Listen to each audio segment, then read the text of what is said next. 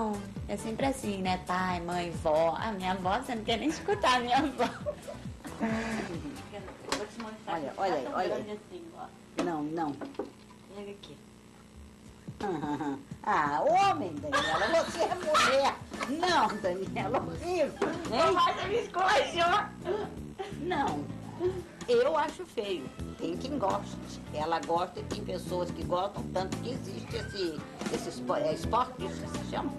O marido, o ex-bodyboarder profissional Lenson Ronquilho, costuma dar força. Uma vez eu tava trocando de roupa assim, ele fez um comentário que eu achei engraçado, porque geralmente ele não fala nada. Ele falou, ô Dani, mas seu braço acho que tá ficando já mais assim, quase igual o meu. Ele tem um braço assim, ele tem um braço de surfista que rema. Em 2 anos de malhação, Dani Freitas ganhou 7 quilos. Passou de 50 para 57. São 6 refeições diárias. Um número até parecido com um dos tempos de bodyboard. Só que o prato cresceu. A quantidade realmente aumentou muito, assim, a fome é muito maior. E eu preciso comer porque todo o trabalho que eu faço na academia, se eu não comer bem, não adianta, eu não vou ganhar a massa que eu quero ganhar. Comer bem e bastante. Isso vale a pena. Mas Dani não está disposta a tudo para chegar ao topo nesse esporte. Se eu tomar um suplemento desses anabolizantes mais avançados, eu acho que tira um pouco da sua conquista.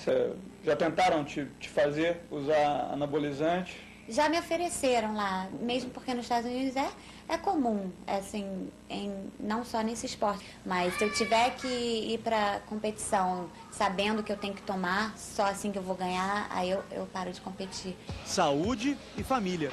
2 prioridades na vida de Dani Freitas. Os filhos Kayla, de 6, e Kainoa, de 4 anos, adoram a nova mamãe. Versão 2008. Eles toda hora pedem em casa e pulam em cima de mim e tudo mais. Vira um trepa-trepa humano. Uma jungle de um parquinho humano. Mamãe guindaste. Deve ser mesmo divertido.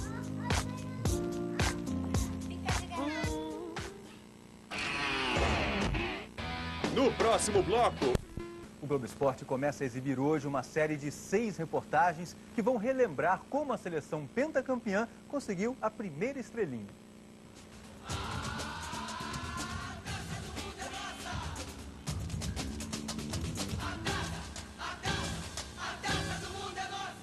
Chega de saudade, a realidade. Tudo era possível em 1958. O fácil, o difícil, o inacreditável. O presidente Juscelino Kubitschek já dizia: farei 50 anos em 5. Todos acreditavam, porque sabiam que tudo era possível para o país que queria crescer. Cada cantinho do Brasil passou a ter um violão. A bossa nova era a canção que começou a ser cantada para ser ouvida pelo mundo.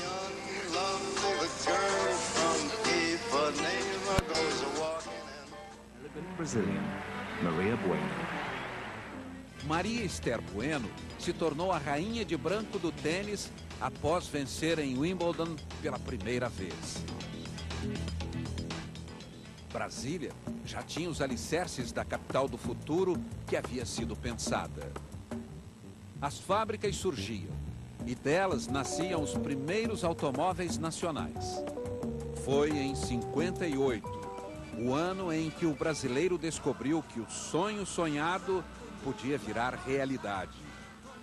Foi em 58, o mundo elegeu um rei negro e brasileiro. O rei dos sonhos. O mundo entendeu finalmente que futebol não era apenas mais um esporte, e sim uma arte. Esta é a história a ser contada. Bem-vindo a Rindas, 50 anos depois. Por aqui a vida ainda anda em passos lentos. A população pulou de 1.500 para 5.000 habitantes. A paisagem ao redor da concentração usada pelo Brasil mudou um pouco. O hotel foi aumentado, mas mantém o desenho original. As lembranças da Copa ficam por conta de poucas fotos na parede ou da memória de quem esteve lá. Era um hotelzinho pequeno, me lembro do lago, o que eu mais lembro do lago, porque era muito bonito. Treinava de manhã, ia lá para o campo, que era fora dali, né? Voltava, almoçava, dormia e tardezinha conversava com as famílias que apareciam lá, pai, mãe, filho. Iam ver o treino, as suecas, os suecos, sentavam de qualquer jeito. Naquela época eu nunca tinha visto topless, nunca tinha visto nem calcinha de menina no varal. Então, às vezes, o pessoal se distraía um pouco, olhando para o lado também. Chegou lá as garotas de topless. Pô, e quando eu ia treinando, poxa, eu digo com toda a sinceridade, eu olhava assim, eu falava, ai meu Deus, eu não posso olhar porque Deus vai me castigar, eu não vou jogar bem. Eu virava para olhar, treinava olhando para o outro lado, sabe? Depois de 6 dias de treinos na Suécia, finalmente chega o momento de iniciar a campanha. 8 de junho. Local? Este acanhado estádio aqui de Uddevalla, cidade que fica a cerca de 130 quilômetros de onde o Brasil estava concentrado. Hoje uma pista de atletismo está em volta do gramado, mas as arquibancadas de madeira e os alto-falantes ainda são os mesmos que receberam 21 mil pessoas. Quem não tinha ingresso procurou o barranco para ver como seria a estreia brasileira. O primeiro jogo sempre é um ponto de interrogação. Primeiro que o Brasil até então nunca tinha ganho Copa do Mundo nenhuma. Os suecos viram um time ofensivo, mas quem disse que não havia marcação? Paremos a imagem. Reparem, 8 brasileiros na entrada da área.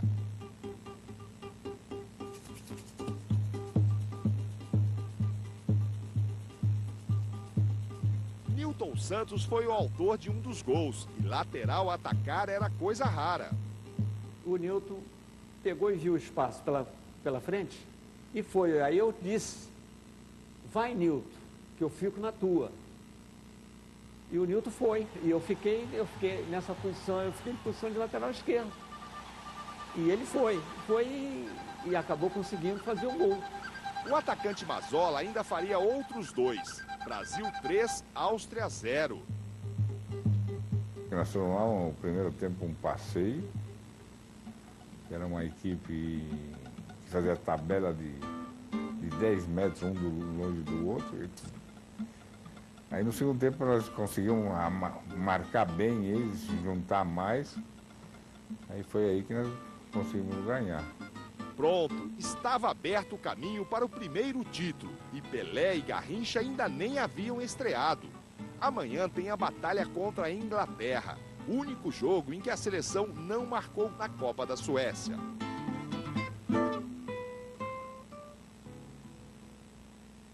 No próximo bloco, enfrenta a LDU pela primeira partida da final da Libertadores. Segredos. O presidente tem os seus para ser campeão. A inseparável camisa da sorte. E a fitinha que o doutor Orcades ganhou de uma paciente. Tudo igual, tudo igual. Só o avião que mudou, um pouquinho. Quito, LDU, Estádio Casablanca. Tudo como na primeira rodada da competição. Os jogadores deixaram o Rio às 8h30 da manhã com voo fretado. Serão 8 horas até o destino. A única diferença é que nesta noite os jogadores dormiram no hotel aqui mesmo no aeroporto Antônio Carlos Jobim. E o resultado, esse sim, eles esperam que seja ainda melhor. Para buscar uma vitória. A gente sabe que é difícil, principalmente se tratando da altitude, de um adversário bom, mas o objetivo é esse. Aquele jogo de fevereiro terminou 0-0, com Washington em campo. Ele passou o último fim de semana com dores musculares, mas... Ele me tranquilizou, falou que tinha melhorado bastante e praticamente confirmou a sua presença para o jogo de quarta-feira. No Recife, o gol do Náutico. Coincidências com o último time carioca a ganhar a taça há 10 anos. No primeiro treino em Quito, a altitude não incomodou. Esquema tático 3-1. 3 poltronas para 1 jogador. Conforto na longa viagem até Quito. A paz terminou no desembarque. Mal se viu Washington no meio de tantas câmeras. Mesmo se recuperando de uma lesão muscular, ele vai jogar. Claro que tem ainda mais 2 dias aí para treinar, mas a vontade é tão grande que tem que estar 100%, com certeza. À noite ele já participou do treino 1h30 de atividade e repare lá atrás. Os cilindros com oxigênio ficaram intactos. Até o técnico Renato jogou. Eles estavam tirando onda comigo que não ia aguentar essa altitude aqui de 2.800. Falei que era aquecimento para mim essa. No Equador, onde começou a campanha na Libertadores, o Fluminense inicia uma decisão histórica. A trajetória tricolor até aqui é muito parecida com a de outro time do Rio, que foi campeão da Libertadores há exatamente 10 anos. O Fluminense de 2008 pode ser o Vasco de 98. Nas quartas de final, o Vasco eliminou um brasileiro, o Grêmio. O Fluminense passou pelo São Paulo. Na semifinal, um grande argentino, River Plate, caiu diante dos vascaínos. Este ano, o Boca caiu diante dos tricolores. E na final, o Vasco venceu o Barcelona, do Equador. Agora o Fluminense está diante de outro time equatoriano. A história vai se repetir? O atacante Agustín Delgado, da LDU, espera que não. Ele defendeu o Barcelona em 98. Vencer o Fluminense teria um sabor diferente, uma revanche, disse ele. Nada que assuste o Fluminense. Tem que se doar. Isso não tem preço. Daqui 100 anos todo mundo vai falar se o Fluminense conquistar a Libertadores. Vão falar, os netos deles, os filhos deles vão comentar que o pai deles estava naquela final. Em Quito, o oxigênio tricolor é olhar para o futuro. Na segunda reportagem da série sobre a conquista da Copa de 58, Mauro Naves vai falar sobre o empate contra a Inglaterra. Um jogo que mudou o destino do Brasil naquele Mundial.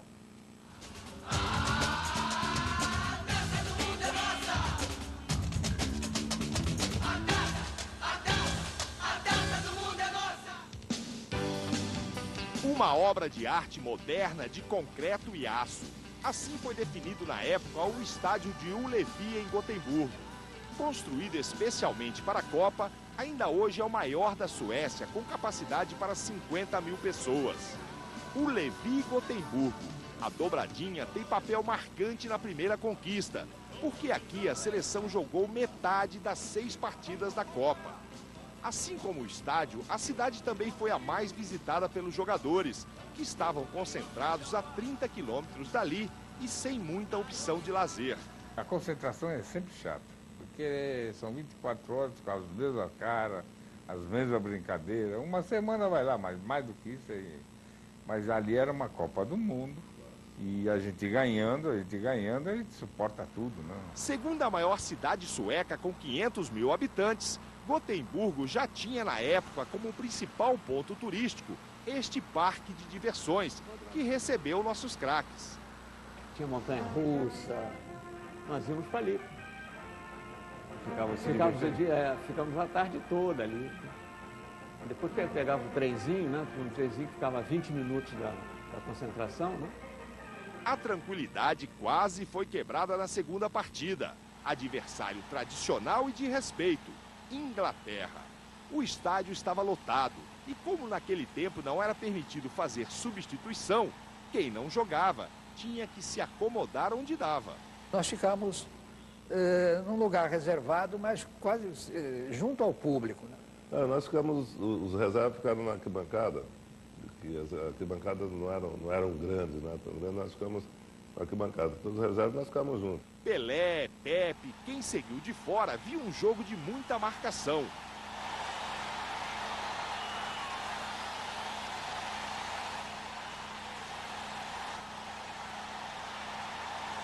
Quando o Brasil teve chance, os ingleses salvaram.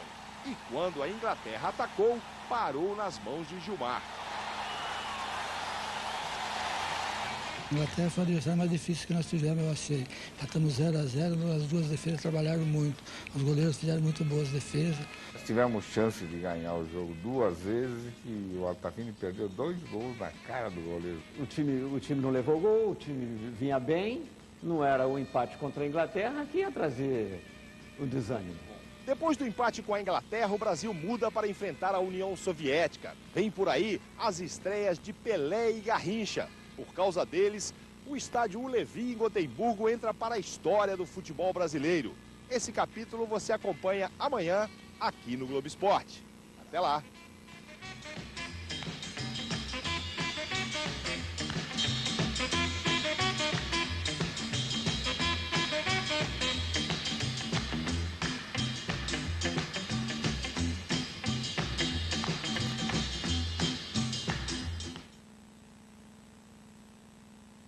Fluminense vai a campo hoje para começar a disputar a final mais importante da gloriosa história de 106 anos.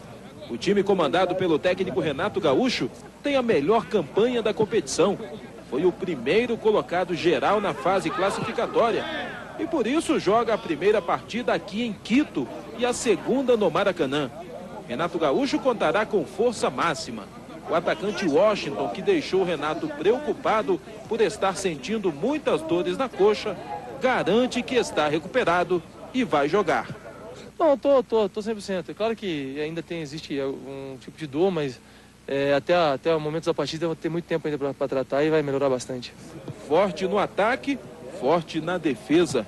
Uma das armas do Fluminense é Thiago Silva, zagueiro que tem a confiança da torcida e de Renato Gaúcho. O goleiro Fernando Henrique, no início da Libertadores, contestado por muitos, ganhou moral depois de grandes atuações. Por que não dizer depois de livrar o Fluminense de algumas derrotas? Tem sido fundamental, né? Ele ganhou uma confiança muito grande, o próprio torcedor tem reconhecido isso. E para o jogador de futebol, a confiança é tudo. Isso eu sempre passei para ele, o preparador de goleiros Vitor Hugo também.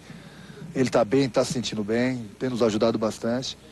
Eu espero que nesses 180 minutos próximos aí na final da Libertadores ele possa nos ajudar mais do que nunca. Nos momentos mais difíceis nesta Libertadores, o Fluminense tem superado os principais adversários. Foi assim contra o forte São Paulo, assim também contra o poderoso Boca Juniors. Como a segunda partida da decisão da Libertadores vai ser no Maracanã contra a LDU, um empate aqui em Quito é considerado um bom resultado. Olha, eu tava pensando no jogo já ali no campo, né? E o Conca chegou pra mim e falou: pô, tu tá muito sério agora, cara. Eu falei: pô, tô concentrado no jogo. Ele falou: tenho certeza que você vai fazer um gol, vai festejar com a gente porque a gente merece. Então, eu tenho a consciência que eu posso ajudar a minha equipe de uma maneira que, fazendo gol ou defendendo aqui, eu tenho certeza que eu vou poder ajudar a nossa equipe. E pra quem pensa que o jogo aberto... Decisão da Libertadores hoje à noite. Glenda, e olha, não tem altitude que segure o amor da torcida. Veja na reportagem de José Ilan e Lafayette Dias. Não basta ser tricolor, tem que viajar 4.500 quilômetros e chegar de madrugada para extravasar a paixão. E não basta estar aqui, até uma ida ao último treino vai ficar na memória. É histórico, vim aqui é histórico. Luiz Felipe gastou toda a mesada, R$150, para fazer a bandeira em homenagem ao ídolo Thiago Silva. Joga por amor à camisa, joga com raça. Sempre, qualquer jogo, 10-0, ele tá jogando com vontade. Thiago é saudado pela torcida como o melhor zagueiro do Brasil, conhecido pela seriedade. Não tem nada contra o clima descontraído na véspera da decisão, mas avisa, brincadeira tem hora. O grupo está bem concentrado, brincando no momento que tem que brincar e sério na hora que a gente tem que ser. Em todo o grupo do Fluminense, apenas Roger e Fabinho já têm no currículo a conquista de uma Libertadores. Além de Renato Gaúcho, que tenta agora uma façanha. Se conseguir o título, Renato vai ser o único brasileiro a conquistá-lo como jogador e técnico. Campeão com a camisa 7 do Grêmio em 83, diz que a fórmula não mudou. Como treinador, sem dúvida alguma, é o momento mais importante. Talvez tão importante quanto aquele título da Copa do Brasil ano passado. No rachão, cá pra nós, o velho artilheiro já não é mais aquele. Mas no discurso vencedor, está cada vez melhor. Pelé participou da Pelé e Garrincha no Mundial. Tino e o nascimento do futebol arte.